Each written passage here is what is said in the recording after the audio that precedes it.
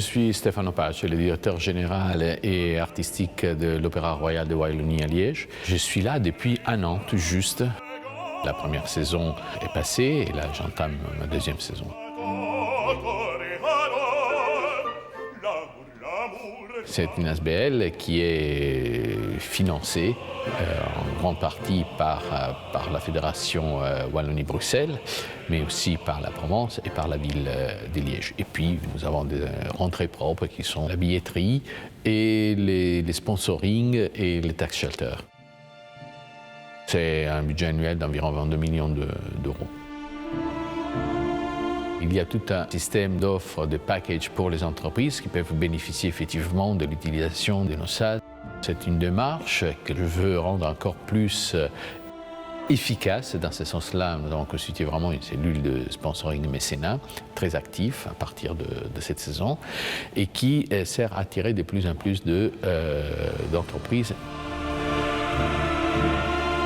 Et d'autre part, il y a aussi un avantage pour des entreprises d'investir en tax shelter sur les productions que nous faisons, parce qu'effectivement, là, il y a un retour qui est directement un retour économique.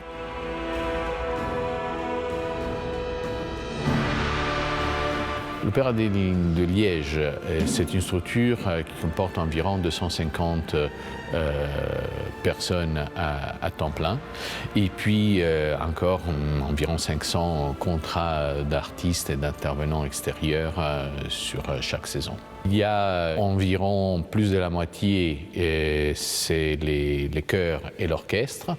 Et puis il y a aussi tous les techniciens des plateaux et les techniciens qui travaillent dans les ateliers pour la réalisation de décors et de costumes et accessoires, et puis le personnel administratif. C'est un personnel hautement qualifié, motivé et je dois dire parmi les meilleurs que j'ai rencontrés dans ma carrière. Et notre nouveau directeur musical, qui est le maestro Giampaolo Bisanti, qui dirige dans tous les opéras les plus importants au monde.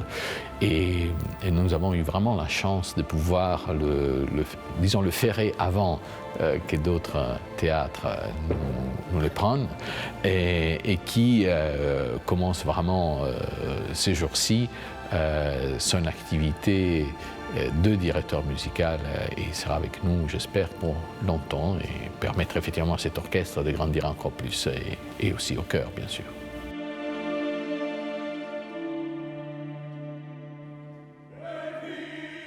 Nous participons d'une offre culturelle en Belgique qui est très large et importante. Nous avons un public qui, 80% vient de Wallonie, mais le restant vient effectivement de Flandre ou alors d'Allemagne et aussi un peu de France. Et notre limite, ce n'est pas notre capacité à attirer le public, c'est la capacité de notre salle, parce que nous jouons presque à salle pleine, même après la pandémie. On a des résultats qui sont vraiment très importants par rapport aux résultats que nos confrères en Europe arrivent à obtenir. Et donc, certainement, on ne pourra pas vendre plus de places qu'on en a.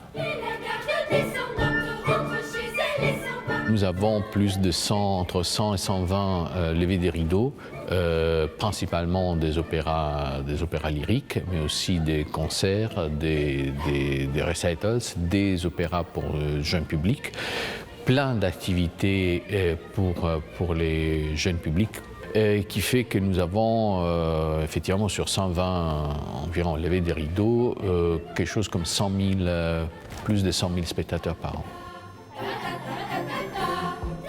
Il y a cette idée un peu préconçue que l'opéra c'est barbant pour les jeunes et nous avons vraiment les témoignages de plein de jeunes qui viennent, qui découvrent l'opéra et se disent c'est magnifique, des gens découvrent une autre forme d'expression musicale. Moi je pense, ce n'est pas de la rhétorique, que ça rend les gens meilleurs.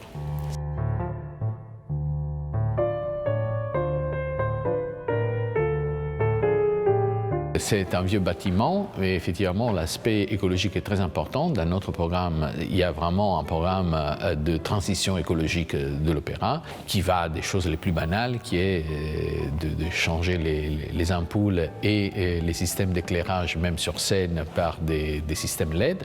Installation prochaine de presque 300 panneaux photovoltaïques dans les ateliers de construction à Anse, un système de recyclage de l'eau de pluie. Et puis, pour chaque production, réfléchir à comment mieux produire le recyclage, la réutilisation des matériaux et d'éléments de décor qui peuvent être remployés comme matière première. C'est un ensemble de choses et nous avons lancé effectivement un bilan carbone complet de notre structure pour voir où nous sommes actuellement et vers quoi on peut arriver.